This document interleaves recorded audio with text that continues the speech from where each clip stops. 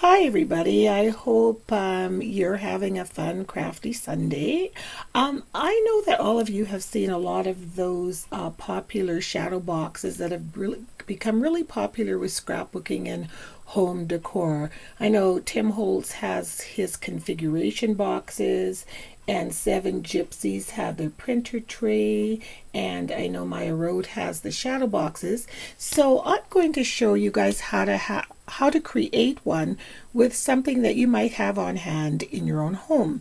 I purchased this little it's a baby shower kit for it was only $4. You can see there was reduced to $4 at our Home Sense store, and inside of it had this little rubber stamp, a baby buggy, some little tags, little gift tags that you could put on favors. It says "Oh Baby." What I bought it for was these different shower themes, and each card has a different theme for a different kind of baby shower. There was a banner in there. It says "Welcome Baby" with some really pretty blue ribbon. It came with both navy blue and yellow ribbon, and a little card that you could write all the gifts that the mother receives in there. It also came with this really cute welcome book where everybody can write a welcome to the world wish for the new baby, and you could turn this into a little photo album too of pictures of the baby shower. So I took all that stuff out, and when I looked at the box when it was emptied, I realized it kind of looks like a little bit of a shadow box. You'll notice how this side is white because I flipped this part over because it was deeper on this one side. So I was just playing around with this box, and I thought, hey, I could totally make this into one of those really cool home decor shadow boxes. So I'm going to take you along with me as I create this. Okay, I've gone ahead and I did, this is in the very rough stages. First thing I did is I removed the piece of the door here that had the flap just to create the shadow box. Then I used acrylic gel medium and just used some print from a fairy tale, an old fairy tale book, and so I just applied it there and there.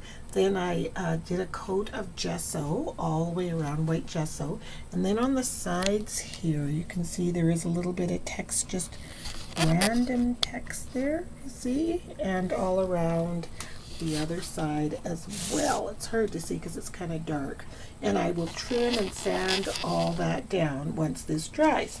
So once while I'm letting this dry, I'm going to go ahead and in this little part of the box here, I want to have a bird, and I want to create a bird and a little bird's nest.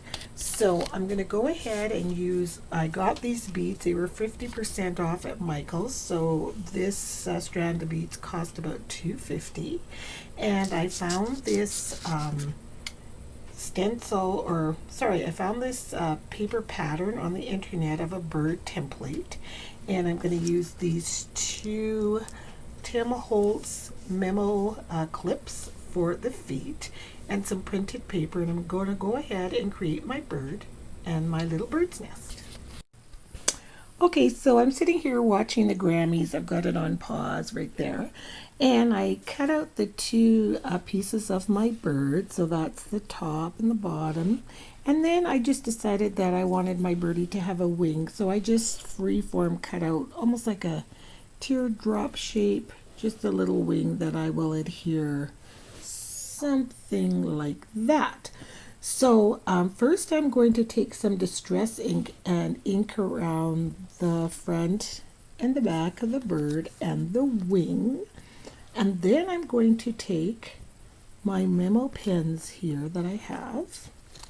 I'm going to adhere with my ATG gun, a lot of adhesive right there, and put these two guys like so, and then adhere them together, and then shape my little birdie feet. Okay, on to making my bird's nest. I took some wire, kind of a coppery color, And I just strung 3 beads on the wire, and then at the very end here I looped this one in back on itself and then back out through there so that it wouldn't fall off. And what I'm simply going to do is just continuously, these 3 beads represent the eggs in my nest.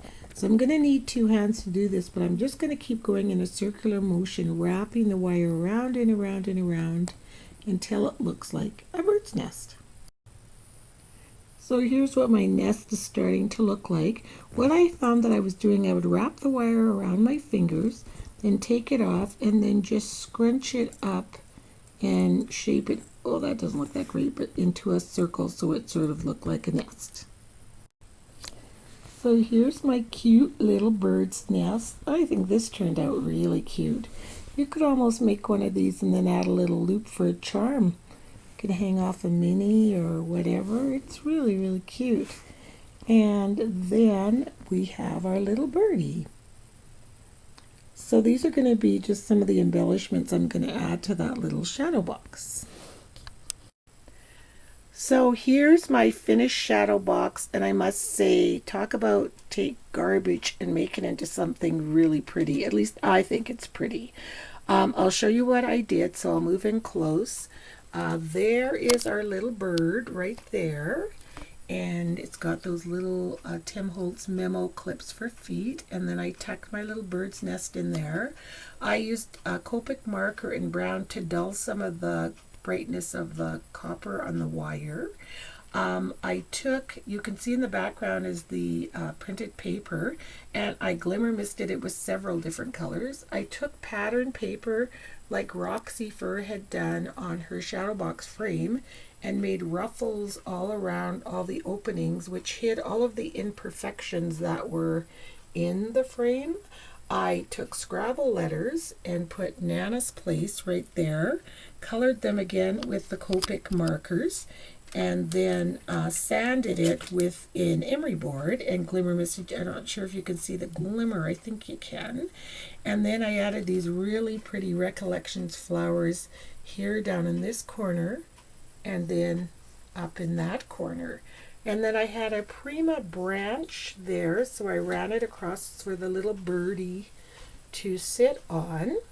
I took a vintage spool, again from my Aunt Dorothy's sewing box, and I wrapped some twill tape around it, and then I stamped the word soar on it in Stays On ink in black, and then I glimmer misted it, and then I put that little fishtail cut there and just sort of looped it over the edge of that part of the frame.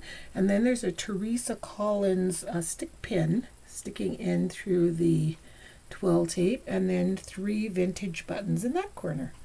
So that's it. That's how it turned out. I really, really like it. Oh, all around the edges, I just edged it with vintage photo distressing, so you can see that there. So give that a try. I'm on a budget and I can't afford those fancy shadow boxes, but sometimes if you just relook at some of the things you're going to toss out into the garbage or recycling, you can make your own. So I've got this, and it's sitting in its new home right above my desk here where I work. And so thank you so much for watching, and we'll see you next time. Bye.